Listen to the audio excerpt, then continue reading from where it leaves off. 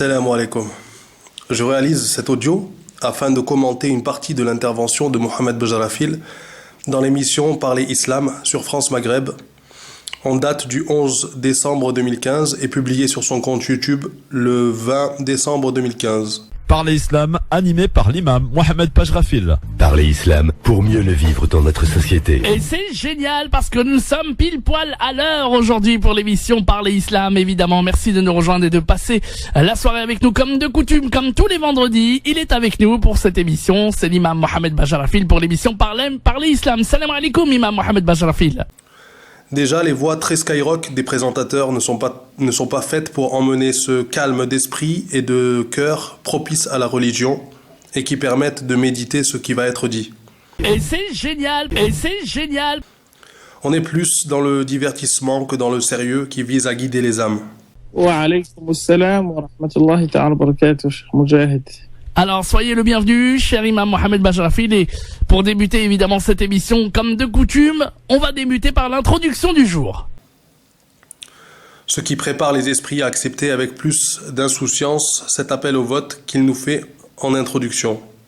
Je vais aujourd'hui exceptionnellement parler un peu de l'actualité et je commencerai par un appel du Conseil théologique musulman de France qui est lancé à toutes les personnes de confession musulmane vivant en France par rapport au vote qui vient dimanche, leur dire que le Conseil encourage tout le monde à participer à ces élections massivement, à témoigner de sa citoyenneté dans ce pays qui n'est pas moins nôtre que les autres. Donc c'est par cela que je commence. Donc c'est par cela qu'il commence, au moment où il y a sûrement le plus d'auditeurs, en relayant cet appel du Conseil théologique musulman de France, dont il fait partie, selon un article de Safir News, en date du 29 mai 2015. Puis il continue sur, à présent, un ton qui se veut plus convaincant, en faisant croire que ceci est l'avis dominant, qui va de soi. On l'écoute. En rappelant également que des avis ont été rendus sur la question du vote ici par des institutions internationales, mais également le Conseil européen de la fatwa, Comment peut-il dire « mais également le Conseil européen de la fatwa » Gros foutage de gueule, désolé, c'est l'expression qui me semble le mieux définir ce qu'il vient de faire, puisque toujours selon ce même article de Safir News, intitulé « Qui se trouve au Conseil musulman de France ?»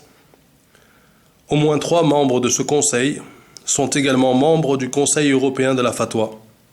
Donc c'est les mêmes personnes, la même ligne. Ce n'est que l'exportation au niveau européen d'une hérésie. Alors mais également le Conseil européen de la fatwa, c'est pas très honnête tout ça. Pas très fair-play de prendre autant les gens pour des cons. Ensuite, comme si l'appel et l'encouragement à voter ne suffisaient pas, il nous reprend ensuite les 2 conseils en chœur pour nous dire qu'il est obligatoire de voter. Obligatoire de voter.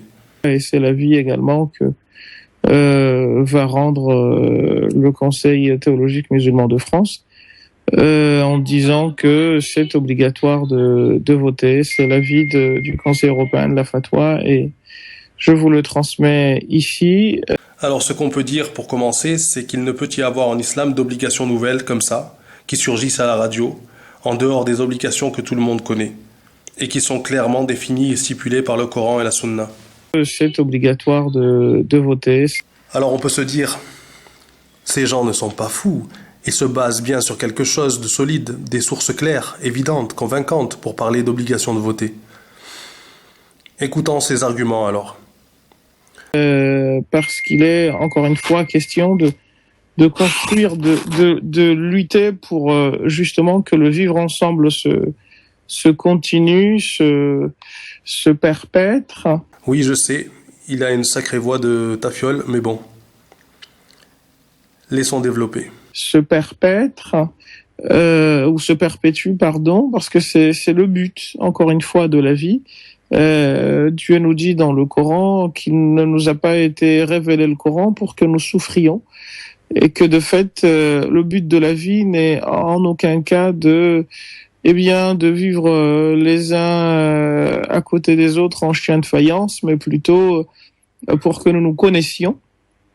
Et on ne peut se connaître en se méfiant les uns des autres, on ne peut se connaître en s'enfermant les uns les autres dans chacun notre coin, mais au contraire en nous ouvrant. Voilà son argumentation. Voilà à partir de quoi il non seulement appelle à voter, mais il soutient que c'est islamiquement obligatoire, au nom du vivre ensemble. Et il s'appuie sur un verset coranique, le verset 13 de la sourate 49, qui dit, ou dans lequel Allah dit, qu'il nous a créés d'un mâle et d'une femelle et qu'il a fait de nous des nations et des tribus pour que nous nous entreconnaisions et que le meilleur d'entre nous auprès d'Allah est le plus pieux. Déjà, premièrement, le verbe ta'arafa signifie également se reconnaître mutuellement, c'est-à-dire s'identifier, ce qui va plus dans le sens des commentaires de ce verset, par les illustres savants.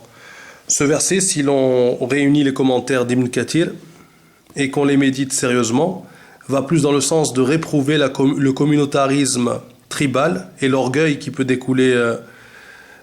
en découler, c'est-à-dire qui peut découler d'appartenir à telle ou telle tribu, ou bien aujourd'hui à telle ou telle nation, en disant que ces distinctions sont purement informatives, c'est-à-dire qu'elles permettent d'identifier, mais que ce qui compte, ce n'est pas l'origine communautaire, mais la piété.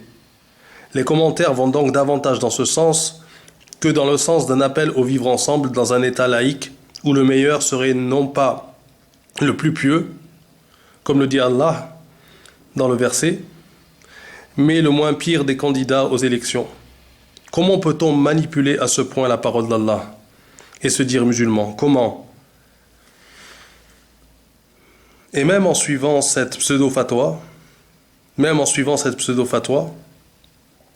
quel pourrait être le moins pire des candidats pour un musulman, sachant que même pour les non-musulmans, ce sont tous des crapules? Comment la main d'un musulman sincère peut mettre un bulletin de vote pour ces partis politiques qui célèbrent chacun à sa manière l'humiliation de la Ummah à travers le monde?